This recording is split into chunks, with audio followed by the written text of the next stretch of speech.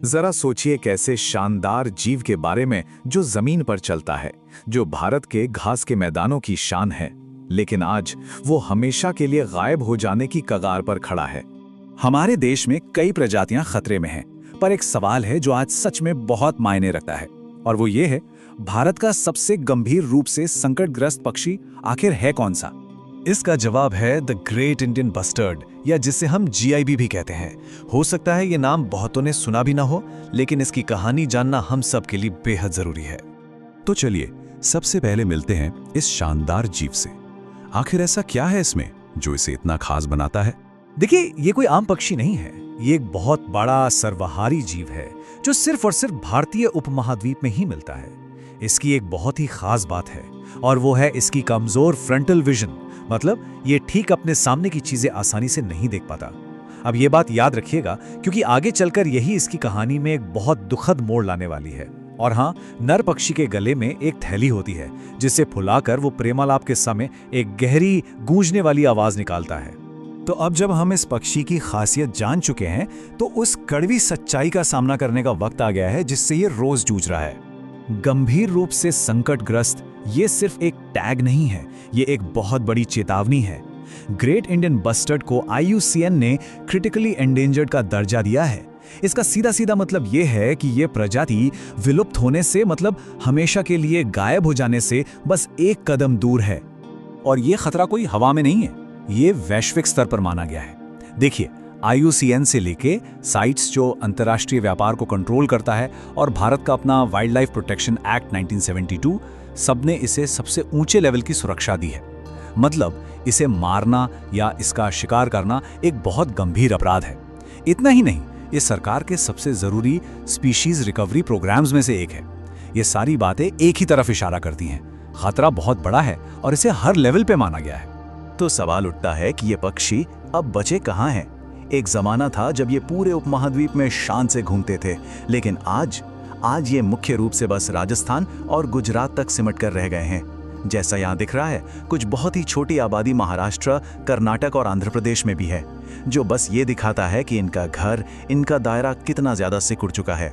तो हम ये तो समझ गए कि हालात गंभीर हैं, लेकिन सवाल ये है कि हम यहाँ तक पहुँचे कैसे? आखिर ऐसे कौन से खतरे हैं जो इस विशाल पक्षी को मिटाने पर तुले हैं?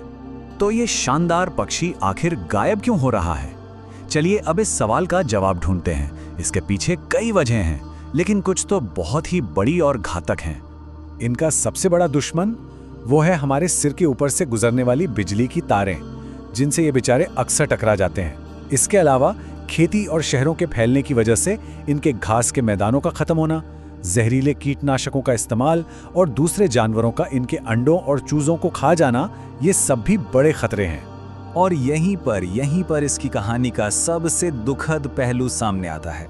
याद है, शुरू में हमने इसकी कमजोर फ्रंटल विजन की बात की थी। बस अपनी उसी कमजोर दृष्टि की वजह से ये पक्षी सीधे अपने सामने आने वाली हाई टेंशन बिजली की तारों को वक्त पर देख ही नहीं पाता और उनसे टकराकर मारा जाता है। सोचिए, एक शारीरिक बनावट जो हजारों सालों तक इसके लिए कोई दिक्कत नहीं थी, आज इस मॉडर्न दुनिया में इसकी मौत का सबसे बड़ा कारण बन गई है।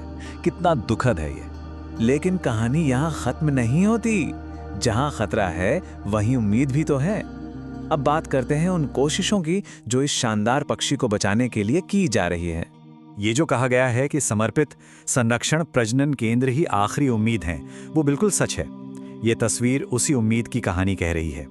यहाँ वैज्ञानिकों के हाथों में एक GIB का चूजा है जो इन संरक्षण केंद्रों की सफलता को दिखाता है। ये इस बात का जीता जागता सबूत है कि जब इंसान और विज्ञान एक साथ आते हैं तो इस लड़ाई को जीता जा सकता है। तो बचाने का प्लान क्या है? मोटे तौर पर ये एक 3 हिस्सों वाली योजना है। पहला, जहां ये पक्षी रहते हैं उन जगहों को, उन हैबिटेट्स को पूरी तरह से सुरक्षित करना। दूसरा, इनकी आबादी को आर्टिफिशियली बढ़ाने के लिए खास ब्रीडिंग सेंटर्स बनाना।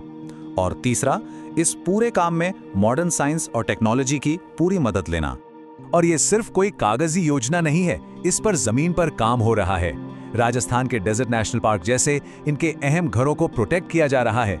वहीं जैसलमेर के ब्रीडिंग सेंटर्स में आर्टिफिशियल इंसेमिनेशन जैसी एडवांस तकनीकों का इस्तेमाल करके इनकी संख्या बढ़ाने की जोरदार कोशिश चल रही है। और तो और इस मिशन में हमें इंटरनेशनल मदद भी मिल रही है। हमारे एक्सपर्ट्स को अबू धाबी के वर्ल्ड क्लास सेंटर्स में ट्रेनिंग दी जा रही है। तो आखिर में सवाल यहीं आकर रुकता है। एक तरफ है बिजली की तारें और सिकुड़ते घास के मैदान, और दूसरी तरफ है इंसान की कोशिश और विज्ञान की ताकत। इस जंग में जीत आखिर किसकी होगी? घास के मैदानों के सम्राट का भविष्य इसी एक सवाल के जवाब पर टिका है।